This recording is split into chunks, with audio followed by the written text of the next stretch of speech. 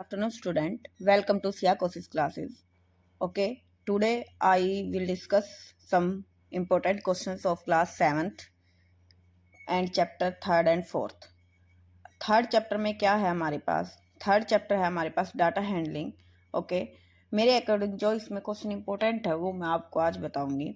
जैसे third chapter हमारा data handling है, इसकी हम 3.1 एक्सरसाइज से स्टार्ट करते हैं. 3.1 एक्सरसाइज में हमारे पास क्या है? Question number third is very important question because student इसमें ज़्यादा मिस्टेक करते हैं. वो जीरो को काउंट नहीं करते और वो फोर से इसको डिवाइड कर देते हैं. ये हमारा मेन मोड मीनियन का चैप्टर है. डाटा हैंडलिंग रेंज भी आती है इसके अंदर. यहाँ से क्वेश्चन हमारा मतलब ज़्यादा मार्क्स का बनता है, 5 मार्क्स का, 4 मार्क्स का. ओके, जैसे यहाँ से क्वेश्चन हमारा क्या है, नाइन्थ क्वेश्चन है. नाइन्थ क्वेश्चन भी इंपॉर्टेंट है. यहाँ पर क्या है, नाइन्थ क्वेश्चन में 5 पार्ट है और ये 5 मार्क्स का क्वेश्चन हो जाता है.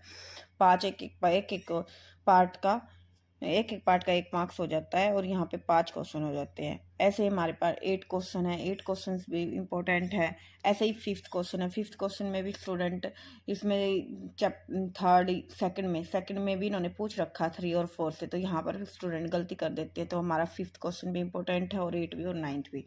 And third and 9th is very important question है. तो यहाँ से हमारे पास 3.1 एक्सरसाइज हुई. अब 3.2 पर आते हैं. 3.2 एक्सरसाइज में हमारे पास जैसे मोड मीडियन है.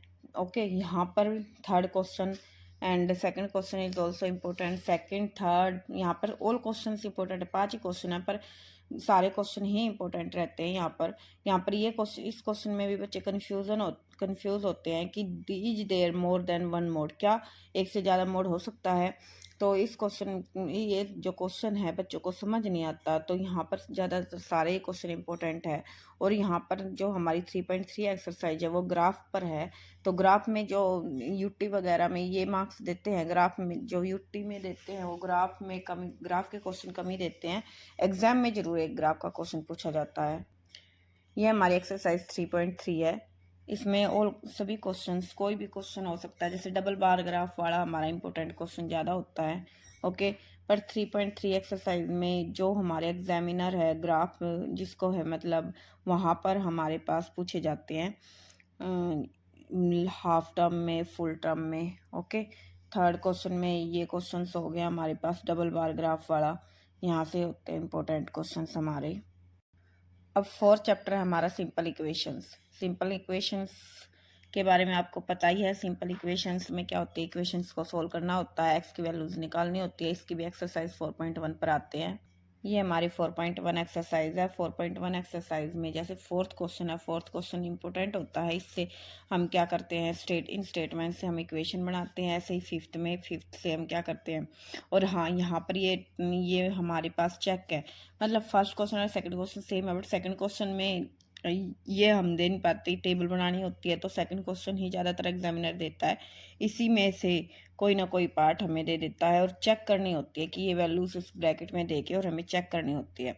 सेकंड क्वेश्चन हुआ, फोर्थ क्वेश्चन हुआ एंड फिफ्थ क्वेश्चन हुआ. इसमें से हमारे पास स्टेटमेंट आते हैं 4.1 की एक्सरसाइज में से. वैसे ये सारी ही इंपॉर्टेंट है. ओके, अब 4.2 एक्सरसाइज पर आते हैं. 4.2 एक्सरसाइज में फर्स्ट क्वेश्चन है हमारा. इसमें सभी क्वेश्चन सेम ही होते हैं. यहाँ पर फोर्थ क्वेश्चन में ज़्यादा पार्ट है, तो एग्जामिनर ज़्यादा पार्ट में है तो इसमें से कुछ क्वेश्चन दे देता है. 10 वाली दो तो ऐसे कंफ्यूज होने वाले क्वेश्चन है. ये 10, 100 हुआ, ये हमारे आ सकते हैं. First and fourth question is very important in this exercise. Okay, second third भी सेम है हमारे पास. ये सारी एक्सरसाइज ही हमारी इम्पोर्टेंट है.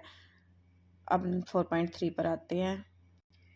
ये बुक मेरी ओल्ड एडिशन है, यहाँ पर पुरानी बुक है. ये 4.4 एक्सरसाइज ना होकर हमारी 4.3 एक्सरसाइज है. इसमें इरफान लक्ष्मी वाले वही क्वेश्चन है जो हमारे 4.1 एक्सरसाइज में है. ये यहाँ पर ये क्वेश्चन भी इम्पोर्टेंट होता है. बट 4.3 में इतना मतलब वही स्टेटमेंट हमें क्या करनी है, यहाँ से हमें इक्वेशन बनानी होती है. और